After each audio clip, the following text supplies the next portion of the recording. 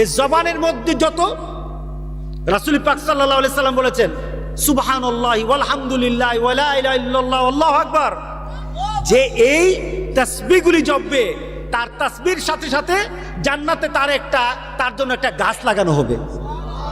এত আস্তে সুবহানাল্লাহ, জোরে বলুন সুবহানাল্লাহ। আচ্ছা, জান্নাতের গাছগুলি ছোট না বড়?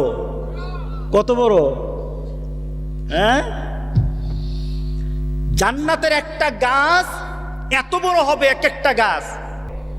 একটা ঘোড়াকে যদি ছায়ার এক প্রান্ত থেকে আরেক প্রান্ত পর্যন্ত ছেড়ে দেওয়া হয়, ঘোড়াটা চলতে আরম্ভ করবে।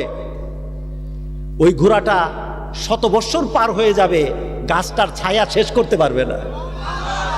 এত আস্তে সুবহানাল্লাহ। আল্লাহ দিতে পারে কিনা? জোরে বলেন পারে কিনা? পারে কিনা বলেন? আমার মাবুদই দিতে পারে।